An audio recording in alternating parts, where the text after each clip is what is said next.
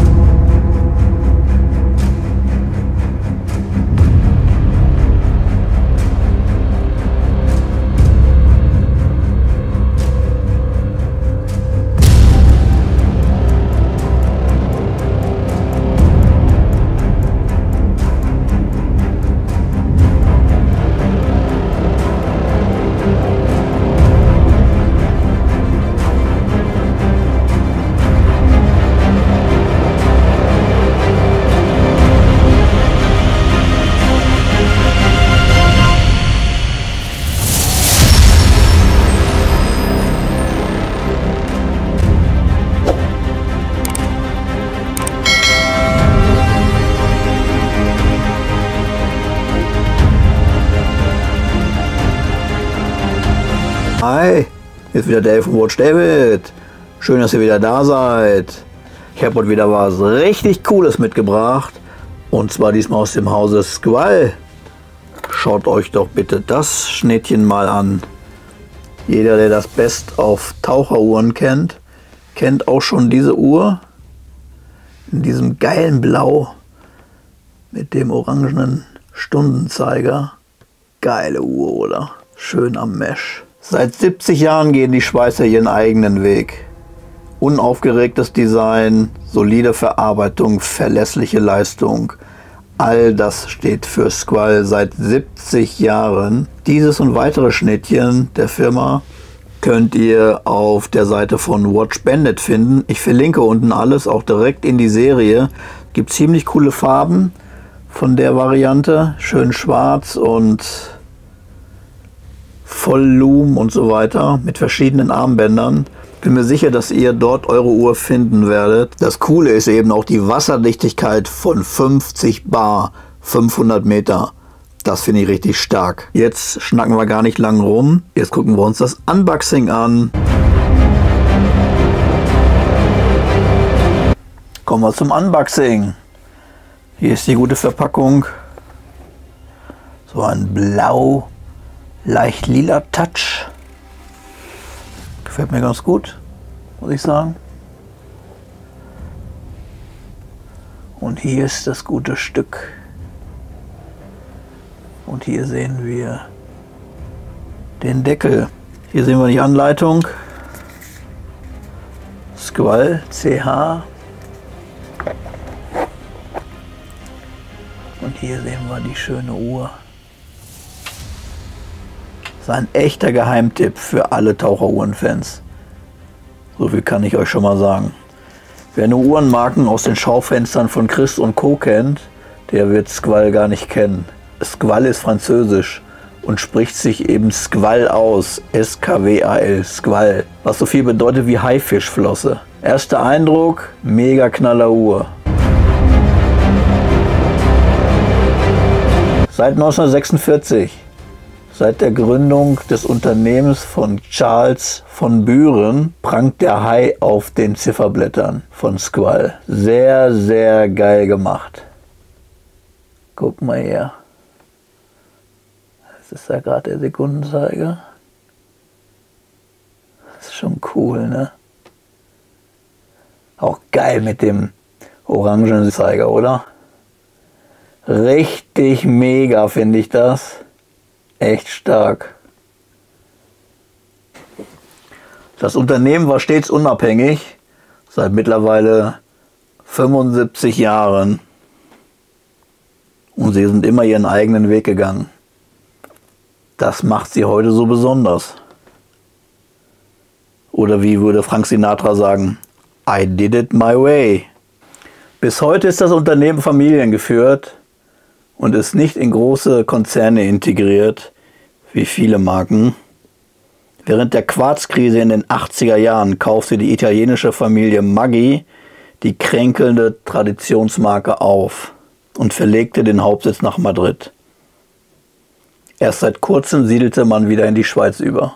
In dieser bewegten Historie hat Squall ihre Qualitäten jederzeit unter Beweis gestellt. In den 50er und 60er Jahren waren sie Zulieferer für andere Uhrenhersteller. In den Folgejahren produzierte man verstärkt Einsatzuhren für das Militär, für die französischen Einheiten und neuerdings auch für die italienische Staatspolizei.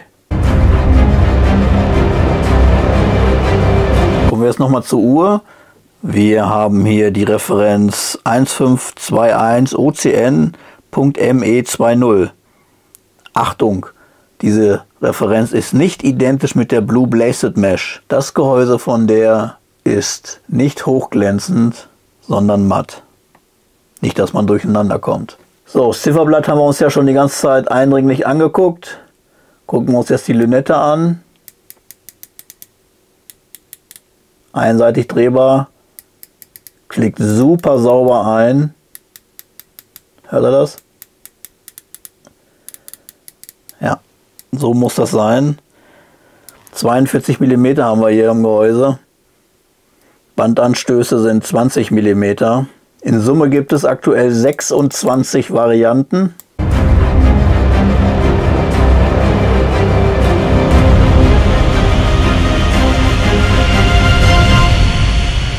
Da kann man schon mal ein bisschen durcheinander kommen, was auch die Referenznummern angeht. Deswegen, ich verlinke alles. So, schauen wir uns mal am Arm an. Von oben sieht sie cool aus, ne? Sieht ein bisschen größer aus durch die wuchtige Lünette, finde ich, als 42 mm. Trägt sich aber wirklich sehr, sehr angenehm.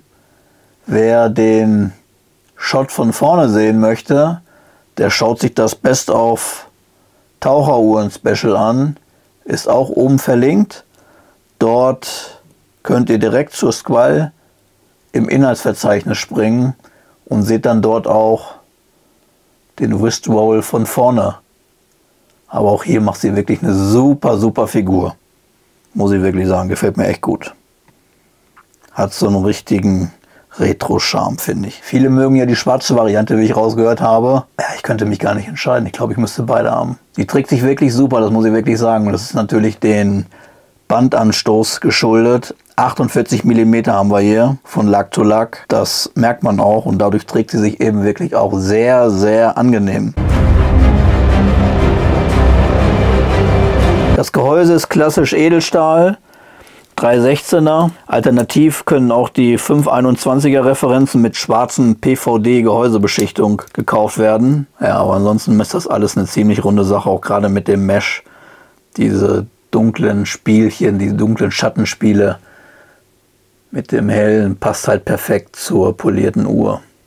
Bei der Höhe haben wir hier 12,5 mm. Finde ich völlig okay. Passt zur Uhr, finde ich. Jetzt läuft der Zeiger auch gerade schön über das High-Logo. Ich lasse sie jetzt mal so. Was natürlich sofort auffällt oder eben nicht auffällt, ist die eigentlich fast nicht sichtbare Krone. Das ist schon ziemlich cool, muss ich sagen. Ist allerdings auch, also man kommt gerade noch dran.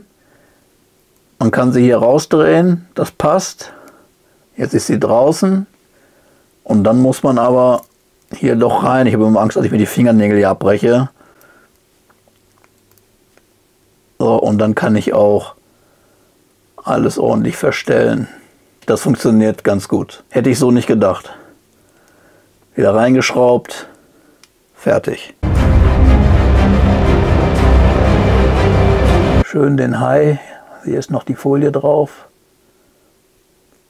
Könnt ihr das sehen? Da. Ja.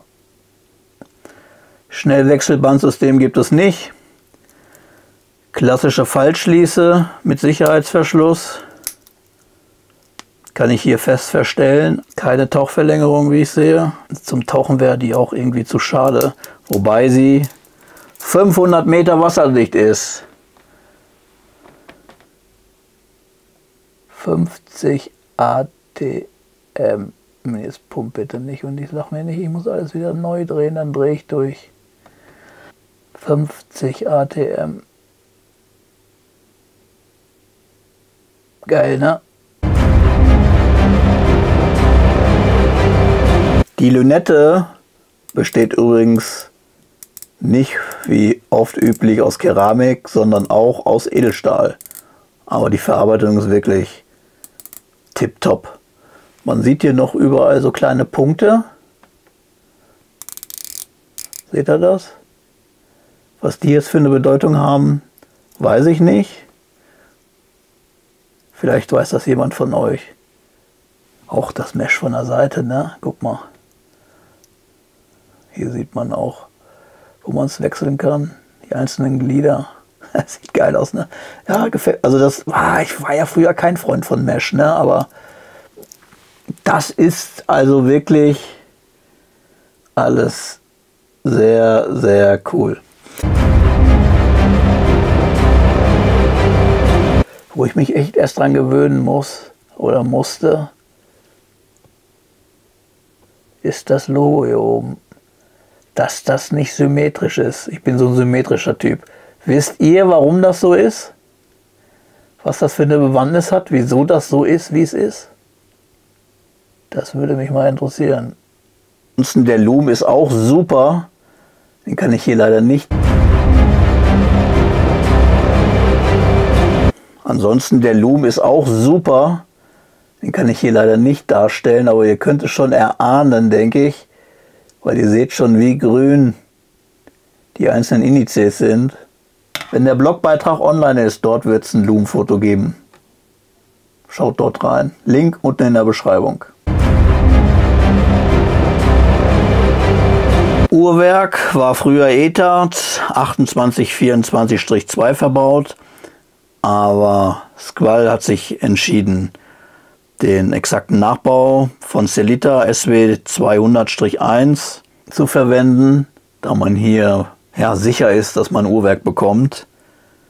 2003 ist ja der Patentschutz ausgelaufen von ETA und seitdem baut Sellita es kurzerhand nach. Squall bezieht das Sellita-Kaliber in der Qualitätsstufe Elaboré. In der Elaboré-Ausführung sollte die mittlere Ganggenauigkeit bei etwa plus minus 7 Sekunden pro Tag liegen. Das finde ich sehr ordentlich. Gangreserve 38 Stunden. Richtig, richtig tolle Uhr, oder? Also was sie für mich auszeichnet, ist einmal die Krone, die man so gut wie gar nicht sieht. Ist ein bisschen fummelig, da dran zu kommen, ja. Aber dafür sieht man praktisch fast nur das reine Uhrendesign ohne Krone. Finde ich sehr, sehr cool. Und das Mesh-Design, das hat so einen 70er-Jahre-Charme. Und dies in Kombination mit dem Blau, mit dem Sonnenschliff-Zifferblatt und dem orangen Sekundenzeiger, finde ich die Uhr wirklich bam, muss man ganz klar sagen. Also ich bin wirklich geflasht von der Uhr. Sie wirkt am Handgelenk sehr aufregend durch die Knallerfarben, weil die Lünette eben auch so blau ist, wie gezeigt. Aber das Gesamtpaket ist wirklich super.